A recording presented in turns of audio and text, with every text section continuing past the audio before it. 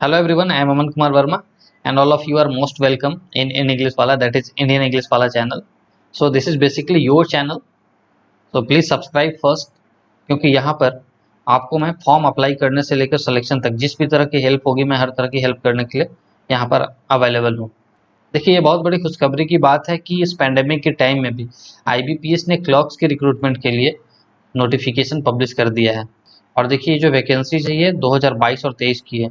सबसे पहले आपका काम क्या है कि यहाँ पर आप www.ibps.in में जाइएगा और यहाँ जाकर के नोटिफिकेशन डाउनलोड करके पढ़िए, उसके बाद ही आप अप्लाई करेंगे। अदरवाइज आप कुछ भी वैसी गलती कर बैठेंगे जिसकी वजह से बाद में आपको सिलेक्शन में प्रॉब्लम होगा, हो सके तो आपका कैंडिडेचर भी कैंसिल हो जाएगा। वैसे मैं आपको ये जो वीडियो बना रहा हूँ आज आपको स्पेशली आपके लिए है, ताकि मैं आपको बता सकूँ कि आप वो गलतियाँ ना करें जो गलती मेरे टाइम में बहुत से लोगों ने किया था और उनका कैंडिडेचर कैंसिल हुआ even after getting good marks in mains. So सबसे पहली बात क्या है कि points to be kept in mind. सबसे इंपॉर्टेंट चीज़ एप्लीकेशन का डेट, अगर आप अप्लाई ही नहीं कर पाओगे टाइम पे तो फिर आगे की तो बात ही छोड़ो। ठीक है, तो एप्लीकेशन का डेट और ऑनलाइन पेमेंट का डेट दोनों सेम है, यानी 1 अगस्त से पहले आपको अप्लाई कर लेना है। दूसरा इंपॉर्टेंट बात क्या है, no change of category. Category यानी आपके कास्ट के कैटेगरी ओबीसी एसटी एससी ये जो है इसमें आप चेंज नहीं कर सकते हो एट एनी स्टेज, किसी स्टेज पे नहीं कर सकते हो। No request will be entertained, किसी तरह का रिक्वेस्ट कोई भी आकर के रिक्वेस्ट कर ले IBPS के सामने ऐसे करके तो IBPS मानने वाला नहीं है। ठीक है, आपका कैंडिडेचर कैंसिल होगा होगा और होगा। सो मेक श्योर कि आप कौन से कैटेगरी के हो और आपके पास उसका सर्टिफिकेट है या नहीं है। नहीं है तो आप उसे बना लें। और आप ये मत सोचिए कि आप IBPS को बेवकूफ़ बना लोगे झूठ बोल करके, क्योंकि आपके द्वारा दिया गया each and every information is meticulously scrutinised by the IBPS। ठीक है, और कहीं भी कुछ भी अगर आप गलत करते हो तो फिर किसी भी स्टेज में जाकर के आपका कैंडिडेचर कैंसिल हो जाएगा। सो एज 1 जुलाई 2021 में आपका मिनिमम एज जो है 20 साल होना चाहिए एंड मैक्सिमम एज 28 साल होना चाहिए, इससे ज़्यादा नहीं होना चाहिए। अगर आप किसी कैटेगरी में स्पेशल कैटेगरी में आप फॉल करते हो ST SC OBC या फिर आप फिजिकली चैलेंज्ड हो तो आप नोटिफिकेशन अच्छे से पढ़िए, देखिए उसमें क्या क्राइटेरिया दिया हुआ है उसके अकॉर्डिंग ही भरिए। अदरवाइज आप अगर गलत डेट ऑफ बर्थ भरते हैं किसी भी तरह के बेनिफिट लेने के लिए तो फिर आपका कैंडिडेचर कैंसिल हो जाएगा।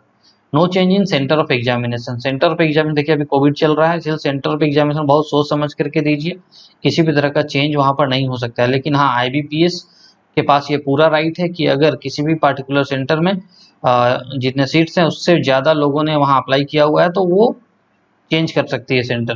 ठीक है, official language of the state और यूनियन टेरिटरीज, ये बहुत इंपॉर्टेंट है। You must know how to read write and speak in the official language of the state और union territory for which you have applied. तो apply करने से पहले ही आप बहुत अच्छे से देख लीजिए, अदरवाइज बाद में आपका कैंडिडेट, हर बार मैं ये बात इसलिए बोल रहा हूँ कैंडिडेचर कैंसिल होगा क्योंकि ये बहुत ही इंपॉर्टेंट है। ठीक है, ये सारी बातें मैंने इसलिए लिखा है क्योंकि इन चीज़ों की वजह से कैंडिडेचर कैंसिल होती है जनरली। सो फॉर्म भरते वक्त अच्छे से ध्यान दीजिए। और आपके पास देखिए marksheet and degree certificate of matriculation and graduation in original ये होना बहुत ज़रूरी है, ये मस्ट है। 12th का भी आपके पास होना चाहिए। ठीक है, देखिए आपका ये मार्कशीट एंड सर्टिफिकेट जो होगा वो किसी भी यूनिवर्सिटी और इंस्टीट्यूट का होना चाहिए which is recognised by the central government of India. और अगर आपका वेब बेस्ड सर्टिफिकेट्स है, मतलब आपका डिजिटल सर्टिफिकेट है, तो वो properly sign by the appropriate authority होना चाहिए और उसमें ये भी मेंशन होना चाहिए कि कब आपने पास किया है, मतलब पासिंग डेट। ठीक है, और न्यू ग्रेजुएट्स के लिए बहुत इंपॉर्टेंट है कि date of declaration of final result जो है वो 1 अगस्त 2021 से पहले का होना चाहिए, 1 अगस्त 2021 से पहले का। तो आप ये देख लीजिए, अदरवाइज अप्लाई करके कुछ फ़ायदा नहीं है। और अगर आप अप्लाई कर भी रहे हैं तो कीजिए, आपको एक्सपीरियंस होगा। एक दूसरा सबसे इम्पोर्टेंट बात, वैसे OBC के कैंडिडेट्स जो क्रीमी लेयर में फॉल करते हैं, क्रीमी लेयर में फॉल करते हैं, अच्छे सुनिए, creamy layer creamy layer creamy layer, ठीक है ना, में फॉल करते हैं, are not entitled to OBC reservation as per the reservation criteria declared by the central government, that is government of India. ठीक है, ये आपको अच्छे से ध्यान रखना है। सो अब आप क्या करेंगे, तो वैसे OBC के कैंडिडेट्स अपना कैटेगरी OBC बिल्कुल नहीं डालेंगे। क्या करेंगे, OBC बिल्कुल नहीं डालेंगे, क्या डालेंगे, जनरल डालेंगे। ठीक है, यहाँ पर मैंने पूरा कॉपी पेस्ट कर दिया है। ये जो हाईलाइटेड पार्ट है ये मैंने पूरा कॉपी पेस्ट किया नोटिफिकेशन से, इसीलिए मैं इसे बार बार बोल रहा हूँ, अच्छे से ध्यान दीजिए। ओबीसी के वैसे कैंडिडेट जो क्रीमी लेयर में फॉल करते हैं उन्हें रिजर्वेशन नहीं मिलेगा, वो अपना कैटेगरी जनरल डालें। यहाँ अच्छे से लिखा हुआ they should indicate their category as general in the online application form. उसके बाद क्या लिखता है, the candidate should possess a valid OBC certificate with a non creamy layer clause as per the government of India guidelines from time to time. तो ये बात आपको बहुत अच्छे से ध्यान रखना है। ओबीसी अगर डाल दिए भाई तो फिर आप सर पीटते रहोगे, आप सारा स्टेज पार करने के बाद भी जॉब नहीं ले पाओगे।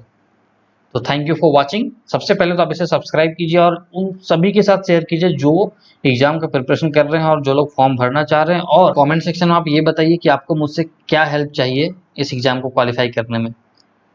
देखिए आपके पास मेंस तक में अभी तक कम से कम 3 से 3.5 महीने का टाइम है, आप आराम से एग्जाम क्वालिफाई कर सकते हो अगर आप अभी से अच्छे से प्रिपरेशन करोगे तो। मैं अपनी तरफ से पूरी कोशिश करूंगा कि मैं आपकी मदद कर सकूं और आप इस एग्जाम को क्वालिफाई करें। Thank you.